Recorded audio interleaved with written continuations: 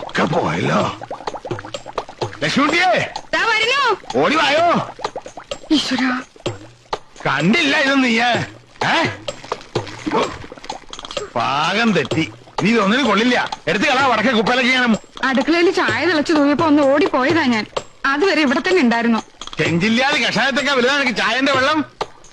പോകുമ്പോ ഞാൻ ആ ചെക്കനോട് പ്രത്യേകം പറഞ്ഞിട്ട് പോയതാ ഇതിലേക്ക് ഒരു കണ്ണ് വേണേന്ന്. ആരടാ? കുഞ്ഞീഷാടാ.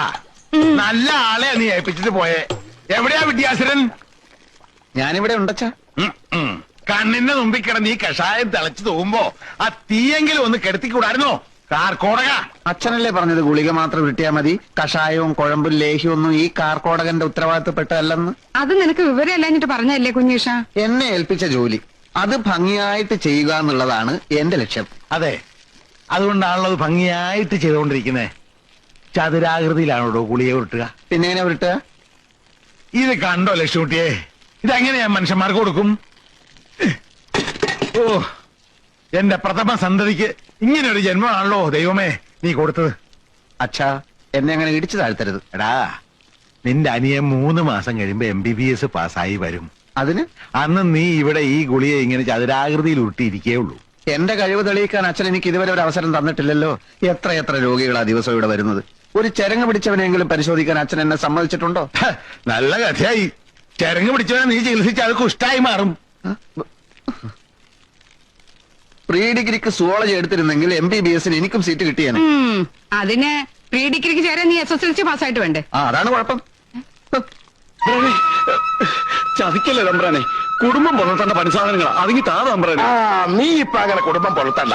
എന്റെ കാശും പലിശയും തിരിച്ചു തരാതെ ഞാനിത് തരില്ല. മാസം 6 ആയില്ലേ, നീന് പറ്റിക്കുക. നിന്റെ അച്ഛൻ കുഞ്ഞിക്കണാരാൻ വിചാരിച്ചാലും എന്നെ പറ്റിക്കാനാവില്ല. പണിയില്ലാഞ്ഞിട്ടല്ലേ തമ്പ്രാനെ പൈസ പണിയില്ലാത്തവരെന്തിനാ പണിയായുധം? ഇത് ഇരുമ്പാ, വെറുതെ വെച്ചാ തുരുമ്പെടുക്കും. നീ എവിടെയെങ്കിലും പോയിട്ട് എന്റെ കാശി കൊണ്ടുപോവാ. അപ്പൊ ഞാനിത് ഭദ്രായിട്ടൊക്കെ തിരിച്ചു വിഷു കഴിഞ്ഞിട്ട് തന്നോളാം തമ്പ്രാനെ. എന്റെ വക്കാലത്തൊന്നും വേണ്ട. എന്റെ പെരക്ഷകളാ നിങ്ങളൊക്കെ. 100 ഉറുപ്പിക ഒരു രേഖയില്ലാതെ നിനക്ക് എന്നെ വേണം ചവിട്ടാൻ. വിഷു കഴിഞ്ഞിട്ട് തരും പോലും. എന്തൊരു സത്യസന്ധത. പിറകെ നടന്ന് ശല്യം ഉണ്ടാക്കാതെ പൊയ്ക്കോ നിങ്ങള്. ഇതില്ലാണ്ട് കുടി പോയിട്ട് എന്താ തമ്പ്ര? എന്നാ പോവണ്ട. ഈ നട്ടപ്പോരി വെയിലത്ത് ഇവിടെ തന്നെ നിന്നോ.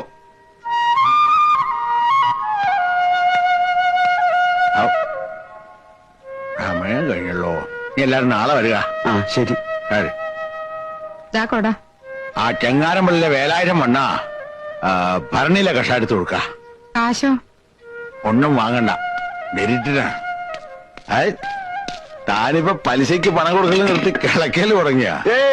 അളിയലല്ലേ പറഞ്ഞത് ഇവിടെ മുളക് വള്ളിയുടെ മൂട് കളിക്കാൻ ഒരു തൂമ്പയില്ലെന്ന്? ഒന്നല്ല, 3 എണ്ണം. എവിടുന്നായിട്ടൊക്കെ? വരുന്ന വഴിയില് ഒരു വിദ്വാരം വിൽക്കാൻ വെച്ചിരിക്കണു. അപ്പോഴാ അളിയൻ പറഞ്ഞ കാര്യം ഞാൻ ഓർത്തത്. ഉറുപ്പിക 200 കൊടുത്തു. പെങ്ങളെ കാശെടുത്തോട്ട് വാ, എന്നിട്ട് ഇതെടുത്തൊക്കെ അകത്തോട്ട് വെക്ക്.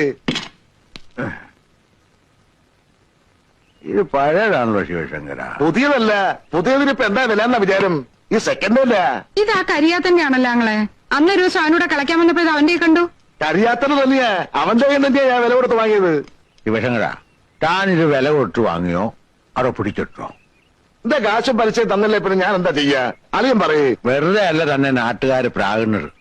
എന്തിനാടോ ഈ വയസ്സുകാലത്ത് കണ്ടവന്റെ ഒക്കെ ശാപം വാങ്ങി തലയെ കെട്ടി വെക്കുന്നത്? കാശിന്റെ കാര്യത്തില് ഇത് കരിയാത്തതല്ല, സാക്ഷാൽ ദുർവാസാവ് നേരിട്ട് വന്ന് ശപിച്ചാലും എനിക്ക് പ്രശ്നമല്ല. അതെ, ഈ കൊള്ള മുതൽ വിൽക്കാൻ വേണ്ടിട്ട് ആങ്ങളെ ഇപ്പൊ ഇങ്ങോട്ട് വന്നത്. അതിന് മാത്രമല്ല, നേര് പറഞ്ഞാ ഞാനിപ്പോ വന്നത് ഇന്ദിരയുടെ ഫീസിന്റെ കാര്യം പറയാനാ. ഇന്ദിരയുടെ ഫീസിന്റെ കാര്യം? അവളിപ്പോ ടൈപ്പ് അടിക്കില്ലേ, നാളെ അത്ര ഫീസ് കൊടുക്കേണ്ടത്.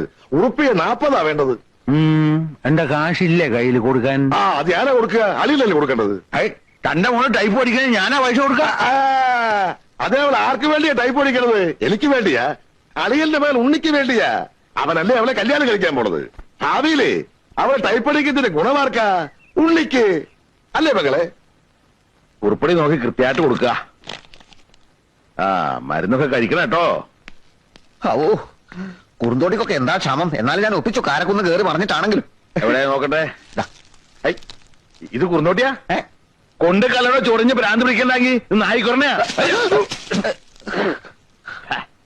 ഒരു കുറുന്തോട്ടി കണ്ടാ മനസ്സിലാകത്തോ നിന്നൊക്കെ? എന്തിനു കൊള്ളാടാ കുതിര കണാരാ? കുറുന്തോട്ടി കണ്ടാ മനസ്സിലാവാഞ്ഞിട്ടല്ല, ഞാൻ ആദ്യം പറഞ്ഞില്ലേ കുറുന്തോട്ടി കിട്ടാനില്ല, ക്ഷാമാണെന്ന്. എടാ, നിന്നെയൊക്കെ സൃഷ്ടിച്ച് എന്നെ വേണം ചവിട്ടാൻ. പോടാ എന്റെ മുമ്പിന്ന്. ഇതിനെ കൊണ്ടുപോ.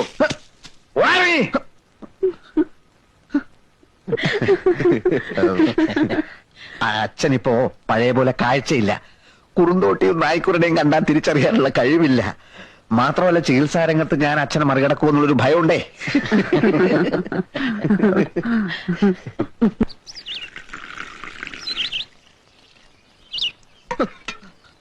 കുറുന്തോട്ടിയൊക്കെ ഞാനും കുറെ കണ്ടതാ.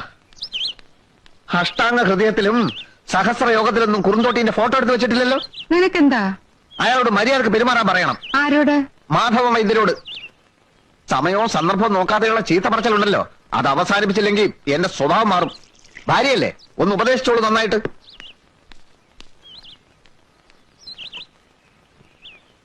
വൈദ്യരെ, വൈദ്യരെ, എന്താടോ? മൂത്തടുത്ത കുമാരൻ ചങ്കൽ പൊട്ടിച്ചു. കവലയിലോട്ട് ഇറങ്ങിയിട്ടുണ്ട്. എത്രയും പെട്ടെന്ന് വന്ന് അവനെ പിടിച്ചു കെട്ടില്ലാച്ചാലേ ആരെങ്കിലും ഒക്കെ ഇന്ന് തീരും. എനിക്ക് ഇപ്പൊ പറ്റില്ല. ഇത് കണ്ടില്ലേ, ദൂരദേശത്തൊക്കെ വന്നിരിക്കുന്നവരാ. അങ്ങനെ പറയല്ലേ വൈദ്യരെ, കുമാരന്റെ സ്ഥിതി അറിയാമല്ലോ. ഭ്രാന്ത് ഇല്ലാത്തപ്പോഴേ എന്തിനും മടിക്കാത്തവനാ. നിങ്ങൾ ആരെങ്കിലും ഇന്ന് പിടിച്ചു കിട്ടുക, അപ്പോഴേക്ക് ഞാനങ്ങ് വരാം. അയ്യോ, അവനോട് ആരെടുക്കും? ആനക്കുട്ടിയല്ലേ അവൻ. വൈദ്യരോടല്ലാതെ മറ്റാർക്കെങ്കിലും അവൻ കീഴ്പ്പെടുവോ?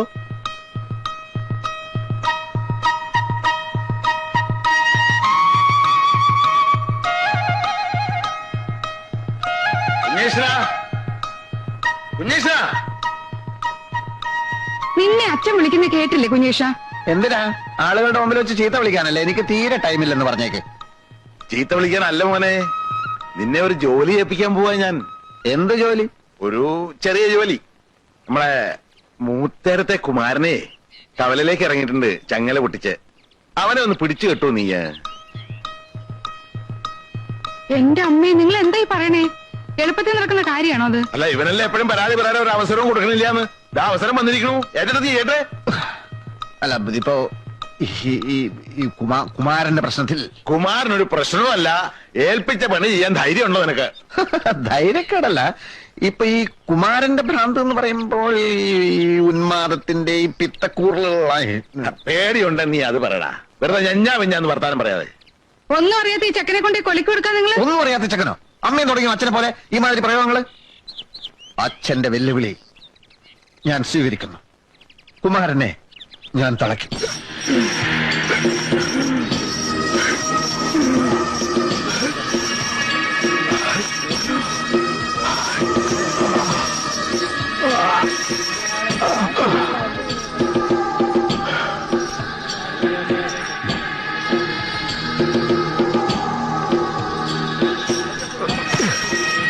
പാവങ്ങൾക്ക് കൊടുക്കാതെ പഴം വിൽക്കാൻ നടക്കണം.